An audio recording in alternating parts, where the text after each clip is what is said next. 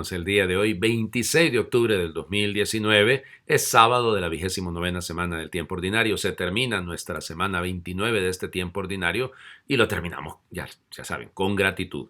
Profundamente agradecidos con el Señor que nos permite llegar hasta el final de esta semana, conscientes, es la última semana completa del mes de octubre. Ya pues los próximos días pues serán algunos cuantos, ¿no? Mañana ya es 27 y este mes tiene 31, o sea que hasta el próximo jueves seguirá siendo el mes de octubre, pero ya el mes completo, ya estamos llegando pues al final de este mes de octubre, de este mes misionero extraordinario. Yo espero que todavía sigue habiendo mucho de extraordinario en estos días, en sus vidas, en sus parroquias. Nosotros hoy tenemos la gracia en nuestra parroquia de la visita de las imágenes, de la imagen de nuestra patrona, Nuestra Señora de Suyapa, que anda visitando los decanatos y anda, pues en este caso está visitando nuestra parroquia. Yo estoy muy alegre porque efectivamente tenemos una fiesta por todo lo alto, imagínense ustedes. Bueno, vamos a las lecturas. No, espérense, tengo que hablar de un santo, ¿no? Evidentemente ya me iba yo para las lecturas. Hoy voy a hablarles de San Evaristo. Fíjense ustedes. ¿Y ese quién será? Bueno, piénsenlo, sencillamente.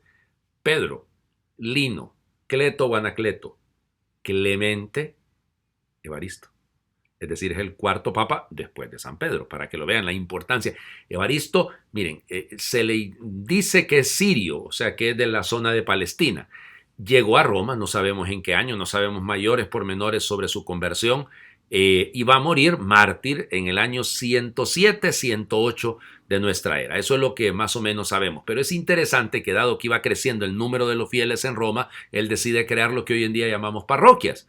Y además, él es el responsable de los 7 diáconos que van a ayudar a administrar la ciudad de Roma. De ahí vendrá más adelante, esas ideas llevarán a los cardenales, para que vean ustedes la importancia de San Evaristo. Es interesante, oigan, los primeros 29, casi 30 papas, mártires. O sea, interesante, ¿no? O sea, lo ponían a usted en ese cargo y usted sabía que lo que iba a pasar es que lo iban a matar o lo iban a exiliar y iba a morir en el exilio. O sea que asumir ese cargo y esa responsabilidad era saber lo que le esperaba y saber que la tumba estaba ahí mismo. De hecho, fue enterrado junto a San Pedro ahí en la colina vaticana, según nos cuenta la tradición. Bueno, vamos a las lecturas del día de hoy. Capítulo 8. Ay, Dios mío. Uno de los capítulos más hermosos de toda la Biblia, de la Carta a los Romanos. Hermanos, ya no hay condenación que valga contra los que están unidos a Cristo Jesús, porque ellos ya no viven conforme al desorden egoísta del hombre. Pues si estamos unidos a Cristo Jesús, la ley del Espíritu vivificador nos ha librado del pecado y de la muerte. En efecto, lo que bajo el régimen de la ley de Moisés era imposible por el desorden y egoísmo del hombre, Dios lo ha hecho posible cuando envió a su propio Hijo, que se hizo hombre y tomó una condición humana semejante a la nuestra, que es pecadora, y para purificarnos de todo pecado condenó a muerte al pecado en la humanidad de su Hijo. De este modo, la salvación prometida por la ley se realiza cumplidamente en nosotros, puesto que ya no vivimos conforme al desorden y egoísmo humanos, sino conforme al Espíritu. Ciertamente, los hombres que llevan una vida desordenada y egoísta piensan y actúan conforme a ella, pero los que viven de acuerdo con el Espíritu piensan y actúan conforme a éste. Las aspiraciones desordenadas y egoístas conducen a la muerte. Las aspiraciones conforme al Espíritu conducen a la vida y a la paz. El desorden egoísta del hombre es enemigo de Dios. No se somete ni puede someterse a la voluntad de Dios. Por eso, los que viven en forma desordenada y egoísta no pueden agradar a Dios. Pero ustedes no llevan esa clase de vida, sino una vida conforme al Espíritu, puesto que el Espíritu de Dios habita verdaderamente en ustedes. Quien no tiene el Espíritu de Cristo no es de Cristo. En cambio, si Cristo vive en ustedes, aunque su cuerpo siga sujeto a la muerte, a causa del pecado, su Espíritu vive a causa de la actividad salvadora de Dios. Si el Espíritu del Padre que resucitó a Jesús de entre los muertos habita en ustedes, entonces el Padre que resucitó a Jesús de entre los muertos también les dará vida a sus cuerpos mortales por obra de su Espíritu que habita en ustedes. Qué reflexión más larga, ¿verdad? Sí, yo sabía que yo te iba a terminar un poco cansado leyéndola, pero creo que vale la pena. Hay algunos puntos que son torales en esto, ¿no? No vivir en el desorden egoísta de la carne, sarx en griego, la debilidad, sino conforme al Espíritu de Dios. Pero por eso necesitamos recordar ese camino de purificación. Purificarnos para dejar que actúe en nosotros, ¿qué? Y aparece el gran protagonista de este capítulo 8 de la Carta a los Romanos, el Espíritu de Dios, que habita, dice Pablo, verdaderamente en ustedes.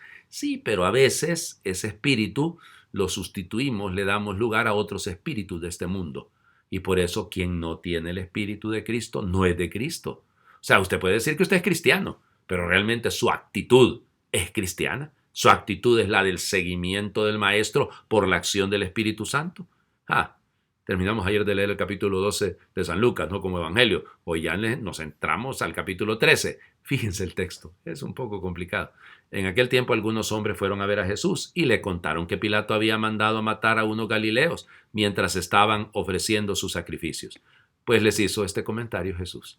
¿Piensan ustedes que aquellos galileos, porque les sucedió esto, eran más pecadores que todos los demás galileos? Ciertamente que no. Y si ustedes no se convierten, perecerán de la misma manera. Y aquellos 18 que murieron aplastados por la torre de Siloé, ¿piensan acaso que eran más culpables que todos los demás habitantes de Jerusalén? Ciertamente que no. Y si ustedes no se convierten, perecerán de manera semejante. Entonces les dijo esta parábola. Un hombre tenía una higuera plantada en su viñedo. Fue a buscar higos y no los encontró.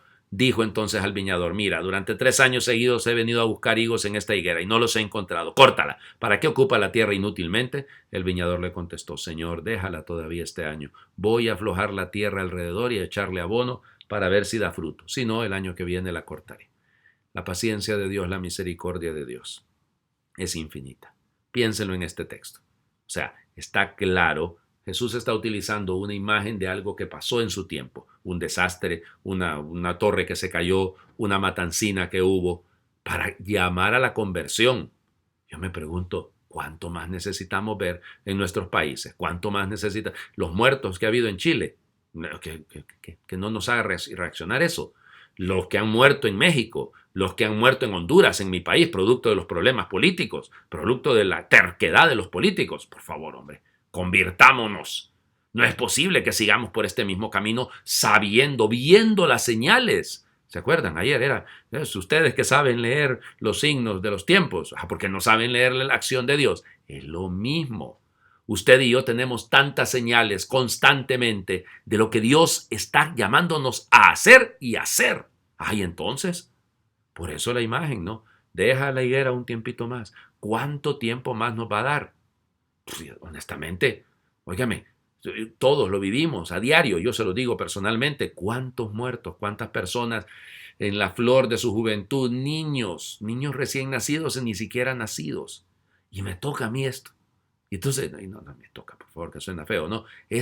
¿Cómo enfrentamos esto? ¿Con esperanza o cómo? Bueno, sin eso, sin el Espíritu de Dios, es imposible.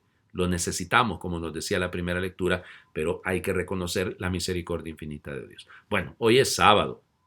Normalmente ya saben que los sábados son días dedicados a la Virgen, así que les invito a hacer esta oración brevísima, que es una de las oraciones de completas que se hace normalmente al final. La última oración de la noche es siempre consagrada a la Virgen.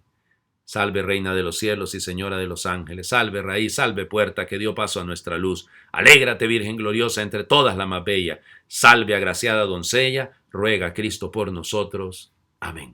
Que Dios les bendiga, feliz fin de semana para todos.